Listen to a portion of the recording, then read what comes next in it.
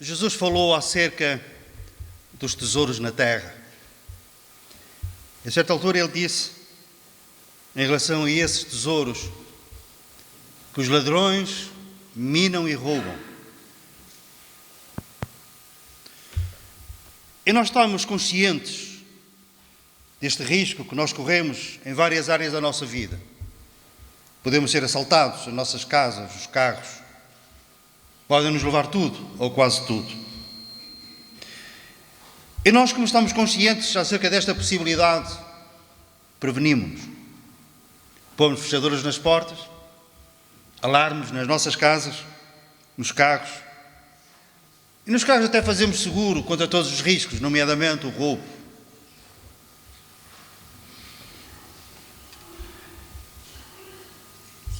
Não é de bom tom e não seria sábio da nossa parte se nós negássemos esta possibilidade. Imaginem alguém que pensa assim: não há ladrões. Ele não fecha as portas, não fecha os carros, deixa lá a carteira, enfim. As coisas não lhe vão correr bem. O risco é enorme. Há roubos que se tornam históricos, por assim dizer. O modo como foram feitos, a estratégia e as quantias roubadas. E os roubos mais espetaculares muitas vezes são feitos de uma forma muito simples. Por exemplo, está considerado o roubo do século XX. O roubo que foi feito em Londres. Havia um comboio que saía de Glasgow, capital da Escócia, e ia para Londres. O que é que levava? De X em X tempo. Não era sempre no mesmo dia. Mas, de X em X tempo, levava o dinheiro dos bancos escoceses, ou parte do dinheiro dos bancos para Londres. Houve um número de pessoas, 12 pessoas, que pensaram em assaltar aquele comboio. Conseguiram saber o dia em que esse comboio pagador, que também era assim chamado, ou trem pagador, ia sair de Glasgow, e mais ou menos a hora que ele chegaria a Londres. E antes de chegar a Londres, eles fizeram uma coisa tão simples como isto. Num certo local, tinha um sinal verde para que o comboio continuasse a fazer a sua viagem. E eles, com uma luva, eles enfiaram uma luva nesse sinal. E com uma bateriazita, ligaram outra luz, um sinal amarelo. E perante o sinal amarelo, os maquinistas têm que parar o comboio. O maquinista a luz vê, não a luz verde, mas vê a luz amarela. E vai afrouxando. E antes de passar esse sinal, ele para. E sai para ver o que é que se passava. Consegue imaginar o resto? Estava lá parte desses homens, agrediram-no, tomaram conta do comboio, eles separaram as carruagens onde não tinham o dinheiro, andaram mais alguns quilómetros e depois estavam lá, o grupo juntou-se e retiraram 120 sacos cheios de dinheiro, no valor de 46 milhões de euros. E isto foi em 1963. Hoje, 46 milhões de euros é muito dinheiro, certo? Naquela altura, era muito mais. É considerado o assalto do século XX, o assalto ao trem pagador. Mas nós, por exemplo, tivemos aqui uma experiência não há muito tempo, em 1997, houve um roubo a uma carrinha de valores e roubaram 900 mil euros.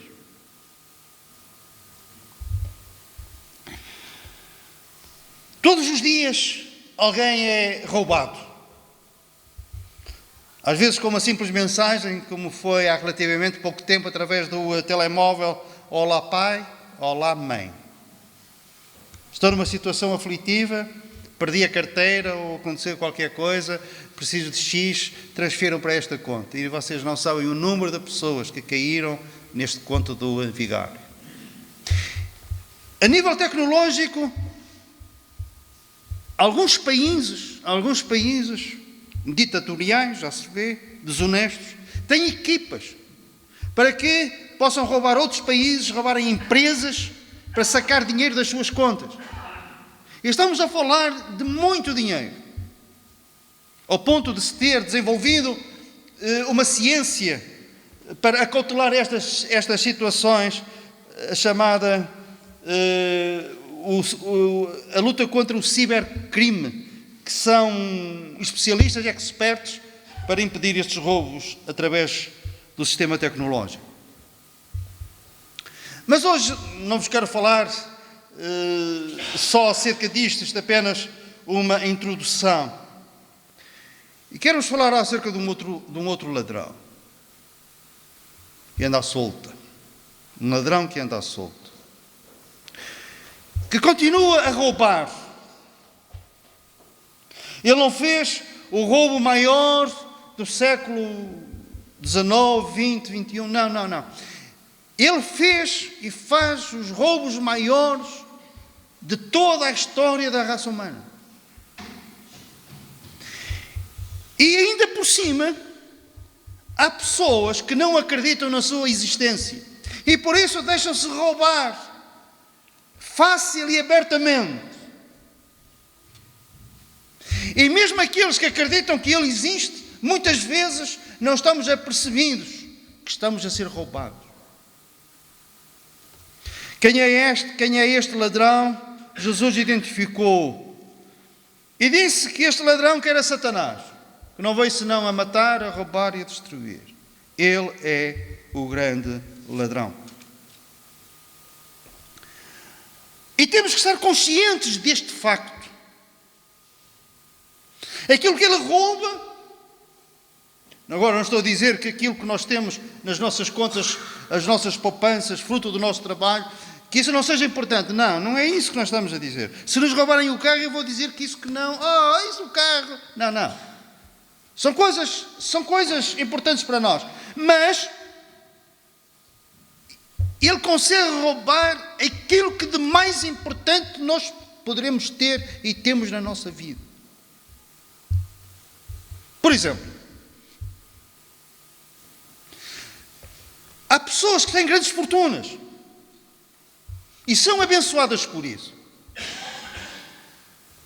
Mas o que é que adianta ter grandes fortunas se pura e simplesmente não conseguem dormir à noite por esta ou por aquela razão? Portanto, frequentemente acordam, têm insónias, levantam-se, querem dormir e não conseguem dormir. Se calhar em algumas noites de desespero, e eles dariam grande parte da sua fortuna só para poder dormir.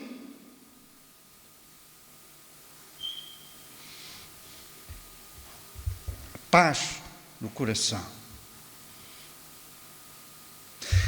Podemos ter tudo, podemos ser amados, podemos ser respeitados, podemos ter um trabalho digno, sermos úteis à sociedade, mas e se não houver paz? E se o nosso interior for um turbilhão como um mar bravio agitado pelo vento e pelas ondas altas que batem uma e outra vez no barco da nossa vida? E Satanás pode nos roubar a paz. Satanás pode nos roubar coisas importantes. É verdade que o Senhor nos guarda? Nós somos guardados para a herança que nós temos no céu. O Senhor diz que guarda a própria herança. O apóstolo Paulo dizia, a coroa me está guardada. Ele guarda as suas promessas, Ele nos guarda para a salvação. Mas há coisas que o Senhor diz que nós é que temos que guardar. Somos nós. E se nós não guardarmos essas coisas, existe a possibilidade muito real do ladrão nos roubar. Vamos ver apenas 4 coisas que o diabo nos pode roubar. E que o Senhor claramente nos diz para nós guardarmos.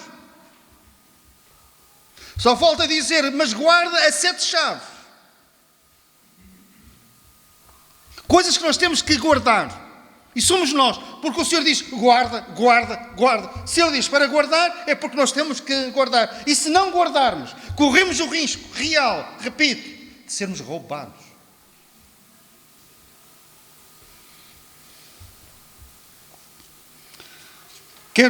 Quero ler uma passagem bíblica no livro de Juízes. Juízes, capítulo 6, que nós temos aqui a passagem, e vocês podem acompanhar a leitura através do que está projetado. Eu leio na minha Bíblia. Aqui, nós, em Juízes, capítulo 6, nós lemos acerca de um período de 7 anos tremendamente marcante para a nação de Israel e humilhante. Há certas coisas que nos tiram e com isso também trazem vergonha, trazem humilhação. Não somente o prejuízo de ficarmos sem as coisas, mas a humilhação por nos termos deixado roubar. Ou então devido à nossa incapacidade, à nossa impotência para segurarmos aquilo que temos. E Israel, neste tempo, estava a ser roubado descaradamente. E vamos ver o que é que estava a ser tirado àquele povo. O povo ficou muito empobrecido devido à dimensão do roubo. Então, em Juízes capítulo 6, e vocês podem acompanhar, lemos assim no versículo 1. E vamos ler do versículo 1 ao versículo 6. Fizeram os filhos de Israel o que era mau perante o Senhor. Por isso o Senhor os entregou nas mãos dos medianitas por 7 anos. Prevalecendo o domínio dos medianitas sobre Israel, fizeram estes para si, os de Israel, por causa dos medianitas, as covas que estão nos montes, e as cavernas e as fortificações. Porque cada vez que Israel semeava, os medianitas e os amalequitas, como também os povos do Oriente, subiam contra ele. Israel lançava a semente à terra e quando era a altura da colheita, antes que isso acontecesse, antes que o trigo fosse colhido, os cereais, eles vinham. E contra eles se acampavam, destruindo os produtos da terra até à vizinhança de Gaza. E não deixavam em Israel sustento algum, nem ovelhas, nem bois, nem jumentos. Eles levavam tudo. Pois subiam com os seus gados e tendas e vinham como gafanhotos, em tanta multidão que não se podiam contar nem a eles, nem aos seus camelos, e entravam na terra para a destruir. Não somente roubavam, como também destruíam. Assim Israel ficou muito empobrecido com a presença dos midianitas. Então os filhos de Israel clamavam ao Senhor. Israel ficou muito empobrecido. E eles levavam as colheitas, destruíam o que não podiam levar, mas também levavam o gado. Nós lemos que eles levavam as ovelhas, levavam os bois, levavam os jumentos e mais. E diziam que no próximo ano que voltavam. Neste contexto, há um homem que não se deixou roubar. E este homem é para nós um exemplo, para nós guardarmos aquilo que temos, para que Satanás não nos roube. Quem era este homem? Chamava-se Gideão. E no versículo 11 nós lemos assim: Então veio o anjo do Senhor e assentou-se debaixo do carvalho que está em Ofra, que pertencia a Joás, a Biezerita. E Gideão, seu filho, estava malhando o trigo no lagar, para o pôr a salvo dos midianitas. Então o anjo do Senhor lhe apareceu e disse: O Senhor é contigo, homem valente. No meio de todo aquele saque, as pessoas ficavam sem as suas coisas, tinham cavado covas nos montes, escondiam-se lá e nas cavernas, abandonavam as suas casas, abandonavam tudo aquilo que tinham e refugiavam-se nos montes. Mas este homem ficou em casa. E ele não fugiu para os montes. E no lagar, ele malhou o trigo. O que é que se faz no lagar? Malha-se o trigo? Pisam-se as uvas. Quem é que está aqui que já pisou uvas no lagar? Cezinha também.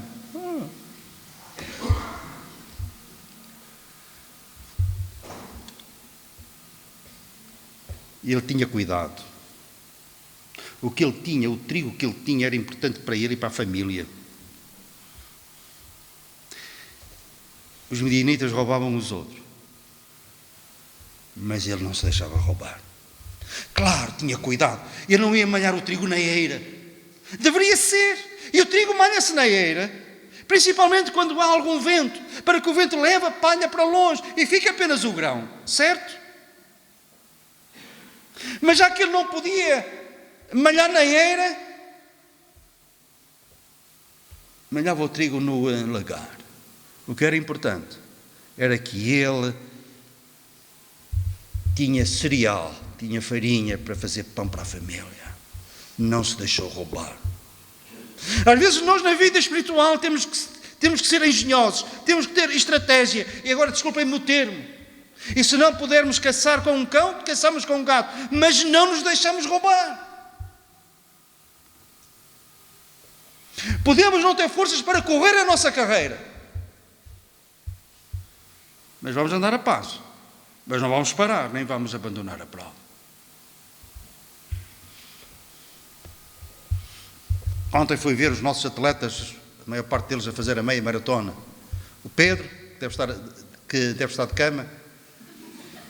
O Domingos, que devia estar de cama, está cá. O Rui é rijo, é mais novo. O Álvaro e a Anabela correram os 10 mil metros. E eu, como bom cidadão que sou e amigo desta gente, fui aplaudi-los. Encostado à sombra.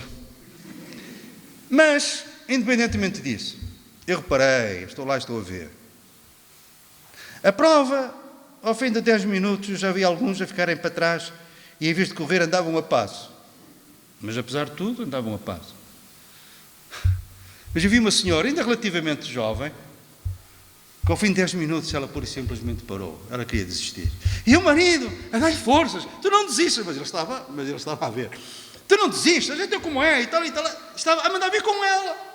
E ela estava exausta. Estava em dia não, com certeza, porque não iria arriscar fazer os 21 quilómetros se não estivesse em forma minimamente.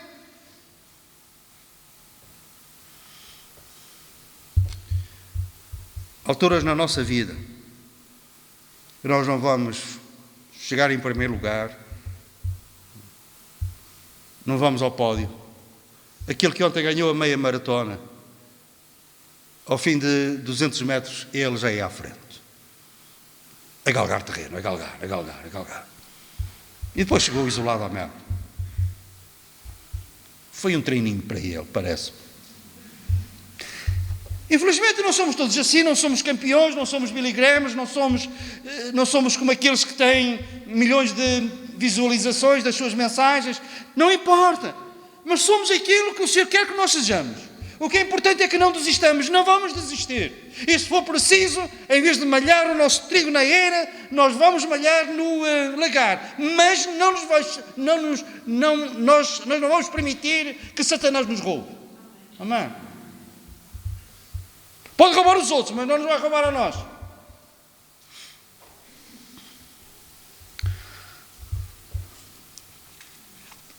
E o nosso tempo vai correndo, por isso eu vou ler 4 coisas e vamos falar delas resumidamente. A primeira, eu leio. Sobre tudo o que se deve guardar, diz o Senhor, guarda o coração, porque dele procedem as fontes da vida. Guarda o teu coração. O que é o coração? A nossa mente, fonte dos nossos pensamentos, é o lugar onde nós decidimos agir ou reagir, bem ou mal. E do tesouro do nosso coração, diz a palavra de Deus, podem sair boas coisas e coisas más. E se nós não guardarmos o nosso coração, ele tem o potencial para fazer coisas que nos vão roubar tanta coisa na nossa vida. Olhem o que Jesus disse acerca disso. Porque do coração procedem maus desígnios, homicídios, adultérios, prostituição, furtos, falsos testemunhos e blasfémias. No nosso coração há potencial para sair isto. Guarda para que isso não aconteça. E Satanás conhece as nossas fraquezas e às vezes ataca na hora certa. Na hora que ele está à espera há tanto tempo, há tantos anos. Criando as condições. Falta de vigilância. Entra por lá dentro pelo nosso coração e leva-nos a fazer coisas terríveis. Segunda-feira eu e a Clarice fomos visitar uma crente que está numa prisão.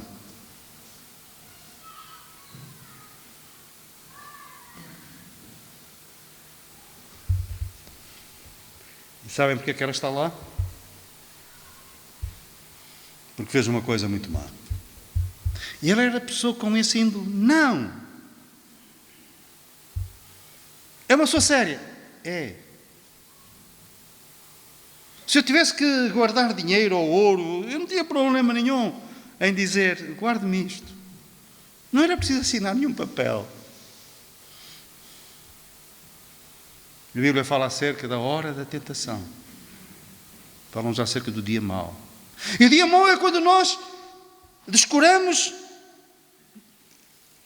e o ataque é de tal forma brutal e nós não resistimos a essa tentação e fazemos. E ela fez. E vocês dizem, ela perdeu a fé. Não perdeu. Dia 21 de dezembro eu telefonei-lhe. Melhor, ela telefonou-nos. E ela disse, eu só quero fazer-lhe uma pergunta. Disse-me que tinha feito. Já há uns dias atrás. A polícia já tinha lá estado em casa, etc. E ela fez-me só esta pergunta. Eu só quero que me diga uma coisa. Eu ainda sou de Jesus. Eu disse, irmã, você ainda é de Jesus. Ela disse, mas ainda é de Jesus. Mas você fez uma coisa má. O senhor perdoou? Sim, mas os homens não lhe vão perdoar. Passado 2 horas, a polícia estava lá para a levar para a prisão onde ela está agora.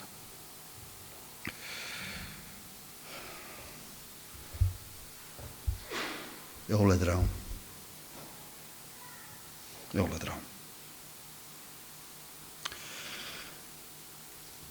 Sobretudo aquilo que tu deves guardar, guarda o teu coração, porque o potencial para fazermos algumas destas coisas está cá. Daí a necessidade que nós temos de vigiar. Guarda a tua boca. Tantas coisas, tantas coisas. Tantas coisas que nos são tiradas porque não temos cuidado com aquilo que nós dizemos. Tantas pessoas ofendidas que perdem a paz. Nós podemos ser usados para roubar a paz. Às vezes, umas palavras ferem tanto ou mais do que uma agressão física. Quantas pessoas que ouviram a palavra de Deus e estavam a um passo da conversão e por alguma coisa que ouviu, por isso simplesmente desistiu para não mais voltar. Guarda a tua boca. E eu leio esse versículo que diz assim: o que guarda a boca conserva a sua alma, mas o que muito abre os lábios a si mesmo se arruína. O que guarda a boca conserva a sua alma. Tiago diz que a boca, que a nossa língua é como um pequeno leme. O leme é uma coisa pequena e pode governar e direcionar um grande navio. Vede que uma faúlha, um grande incêndio pode provocar. Assim é a língua. Guarda a tua boca, guarda a língua. E que da nossa língua saiam palavras para edificação. É possível. Melhor, a Bíblia diz que não é possível, mas nós tornamos isso possível. Como é que da mesma fonte saem águas doces e águas amargas? Mas às vezes saem da nossa boca. Nós com a nossa língua podemos bem dizer a Deus e amaldiçoar os homens. Por isso põe guardas nos teus lábios. Guarda-te. Devemos de guardar o amor ao Senhor, o amor à obra. O amor ao Senhor pode ser perdido, roubado, substituído por outras coisas. A igreja de Éfeso, nós lemos que o Senhor diz: deixaste o teu primeiro amor, deixou-se roubar naquilo que é essencial no nosso relacionamento com Deus, deixou-se roubar. E o amor que era assim começou a diminuir e ficou quase nada. Deixou-se roubar. O apóstolo Paulo lamentou-se acerca de um homem chamado Demas. Ele diz: Demas me desamparou, amando o presente século. Ele substituiu o amor que tinha por Deus e pela sua obra, pelas coisas do mundo. Deixou o Senhor, deixou a igreja para se entregar aos prazeres do mundo. Ele amou o presente século. Temos que repetir várias vezes que amamos o Senhor. David dizia: eu amo o Senhor. Quando é que foi a última vez que nós dissemos ao Senhor: Senhor, tu sabes tudo, tu sabes que eu te amo? Declararmos isso. Não deixemos que o inimigo roube o amor. E finalmente, podemos deixar que o ladrão nos roube a fé. Guardar a fé. O apóstolo Paulo disse: combati o bom combate, acabei a carreira, guardei a fé. Não deixou que as circunstâncias mais adversas lhe tivessem roubado a fé.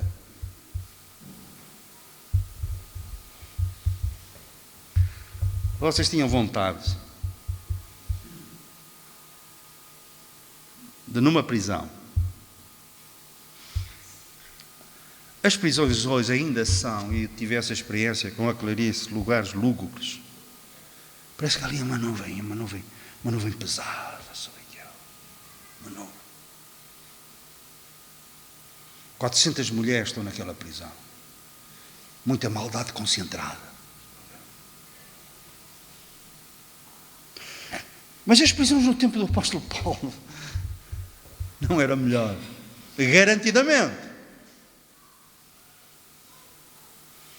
Aquela prisão estava limpa, casas de banho, tem televisão nas celas, mas mesmo assim. O apóstolo Paulo, lembra-nos que ele está em Filipos. Por causa da sua fé, foi chicoteado. Uma vara. Colocado na parte mais baixa da prisão, no lugar mais fundo, mais úmido, frio, os pés amarrados a um tronco.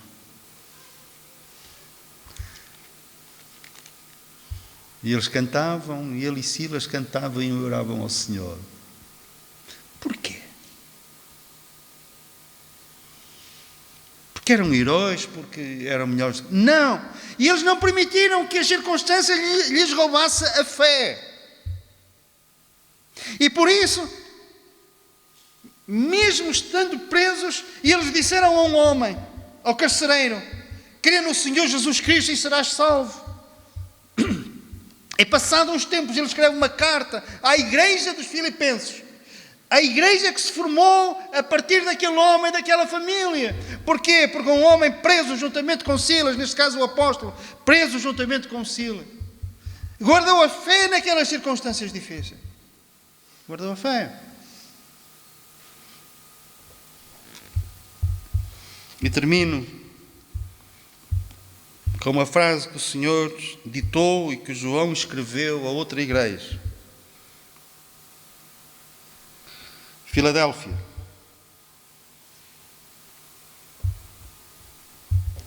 Guarda o que tens,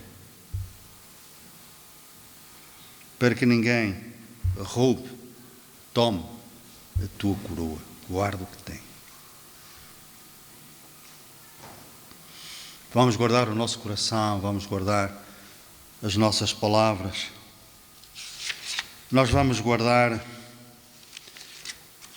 o coração, vamos guardar as nossas palavras, vamos guardar a fé.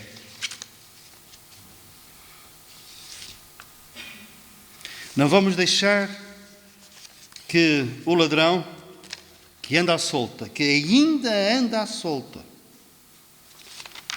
nos traga prejuízo, faça arrefecer o nosso coração, roube também o nosso amor. E roubando o nosso amor, tudo aquilo que nós fizermos, sem amor, é como o metal que soa, é como o sino que tine. Guardemos a fé também. Às vezes não é fácil guardar estas coisas. O inimigo ataca um dia, ataca não a circunstância e nós guardamos, mas ele não descansa, ele volta mais tarde ou mais cedo e vai voltar e vai atacar outra vez para nos roubar. E se ele puder, melhor, se nós deixarmos, ele pode nos roubar tudo, melhor, desculpem, pode nos roubar quase tudo. Porque mesmo nos empobrecendo muito no nosso relacionamento com Deus, há uma coisa na qual Ele não toca.